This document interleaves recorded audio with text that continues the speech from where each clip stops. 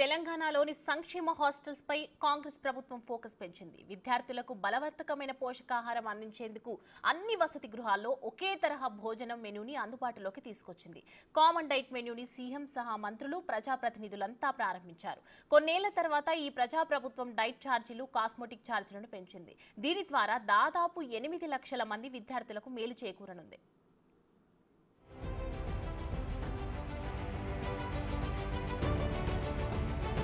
తెలంగాణలోని గురుకుల పాఠశాలలో పరిస్థితులను చక్కదిద్దడంపై దృష్టి పెట్టిన రేవంత్ సర్కార్ అందుకనుగుణంగా చర్యలు చేపట్టింది. వసతి గృహాల్లోని విద్యార్థుల కోసం కామన్ డైట్ పథకాన్ని సీఎం రేవంత్ రెడ్డి ప్రారంభించారు. ఇన్నాళ్లు BC, SC, ST, minority, general గురుకుల హాస్టళ్లలో వేరువేరుగా ఉన్న భోజనం మెనూని ఇప్పుడు ఒకే రీతిగా మార్చేశారు. రాష్ట్ర వ్యాప్తంగా ఉన్న సంక్షేమ వసతి గృహాల్లోని విద్యార్థులకు ఇప్పుడు ఒకే విధమైన భోజనం అందుతుంది. కొన్నేళ్ల తర్వాత ప్రభుత్వం ఈ డైట్ ఛార్జీలను 40%, కాస్మెటిక్ ఛార్జీలను 200% పెంచింది.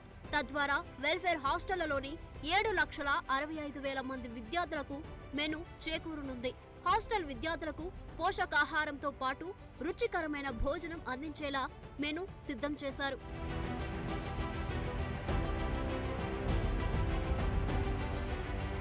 ప్రభుత్వ హాస్టళ్లలో ఇప్పటి వరకు ప్రతి ఆదివారం చికెన్ పెట్టేవారు. తొలిసారిగా విద్యార్థులకు మటన్ పెట్టబోతున్నారు. ఇకపై లంచ్ లో నెలలో 2 సార్లు మటన్, 4 సార్లు చికెన్ పెట్టనున్నారు. నాన్ వెజ్ భోజనం పెట్టినప్పుడు సాంబార్, పెరుగు కూడా ఉంటాయి. నాన్ వెజ్ తినని వారికి ఆ రోజుల్లో మీల్ మేకర్ కర్రీ పెడతారు. నాన్ వెజ్ లేని మిగతా రోజుల్లో లంచ్ లో ఉడికించిన గుడ్డు లేదా ఫ్రైడ్ ఎగ్ ఇస్తారు. కాంగ్రెస్ ప్రభుత్వం అధికారంలోకి వచ్చాక పెరిగిన ధరలకు అనుగుణంగా డైట్ ఛార్జీలను 40% పెంచింది. విద్యార్థులకు మాంసాహారం అందించి క్రీడలతో పాటు ఇతర రంగాల్లో ప్రపంచంతో పోటీ పడేలా తయారు చేసేందుకు చర్యలు చేపట్టింది. హాస్టళ్లలోని వంటశాల, భోజనశాల శుభ్రంగా ఉంచడంతో పాటు విద్యార్థులకు సైతం పరిశుభ్రమైన వాతావరణంలో భోజనం పెట్టాలని సూచించారు. గురుకులాల్లో ఆహార కల్తీ జరిగినప్పుడు తనిఖీ చేసి అందుకు గల కారణాలు, బాధ్యులను గుర్తించేందుకు ప్రభుత్వం ఇటీవలే టాస్క్ ఫోర్స్ తో పాటు పాఠశాల స్థాయిలో ఆహార భద్రతా కమిటీలను సైతం ఏర్పాటు చేసింది.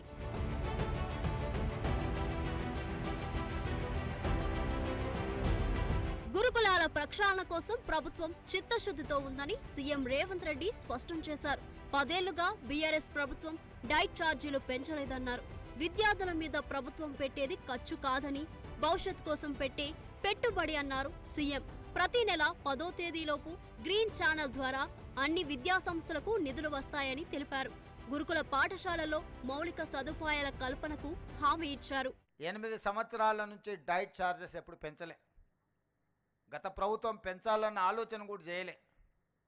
అంటే పూర్తిగా తెలంగాణ రాష్ట్రం ఏర్పడ్డ తర్వాత డైట్ ఛార్జెస్ విషయంలో కావచ్చు, కాస్మెటిక్ ఛార్జెస్ విషయంలో కావచ్చు, లేదా మౌలిక వసతులకు సంబంధించిన అంశాలలో కావచ్చు, ఆనాటి ప్రభుత్వం ప్రాధాన్యత ఇవ్వలేదు. తద్వారా ప్రతిష్ట కలిగిన ఈ రెసిడెన్షియల్ స్కూల్స్ అన్నీ కూడా ప్రతిష్ట కోల్పోయి ప్రజలలో విశ్వాసం సన్నగిలే పరిస్థితి వచ్చినప్పుడు రాష్ట్ర ప్రభుత్వం స్పష్టంగా ఆలోచన చేసి మళ్ళీ ఆ విశ్వాసాన్ని పునరుద్ధరించాలి, ఒక నమ్మకం కలిగించాలి. ఈ ప్రభుత్వం అంటే ప్రభుత్వం మా కోసం పనిచేస్తుంది, ప్రభుత్వం మా ప్రభుత్వం, ప్రజా ప్రభుత్వం అని ఒక నమ్మకం, విశ్వాసాన్ని కల్పించాలన్న ఆలోచనతో సింగిల్ స్ట్రోక్లో డైట్ ఛార్జెస్ విషయంలో 40% ఛార్జెస్ పెంచడం ద్వారా నాణ్యమైన ఫుడ్ని ఈరోజు మన విద్యార్థులకు ఇవ్వడం ద్వారా ఆరోగ్యవంతమైన తెలంగాణగా తీర్చిదిద్దాలని మన ప్రభుత్వం భావించింది. డైట్, కాస్మెటిక్ ఛార్జీల పెంపుతో ప్రభుత్వంపై ఏడాదికి 470 కోట్ల అదనపు భారం పడనుంది. దాదాపు 8 లక్షల మంది విద్యార్థులు లబ్ధి పొందుతున్నారని మంత్రులు తెలిపారు. అదేవిధంగా పాఠశాలల్లో మౌలిక సదుపాయాల కల్పనకు 667 కోట్లు కేటాయించింది ప్రభుత్వం.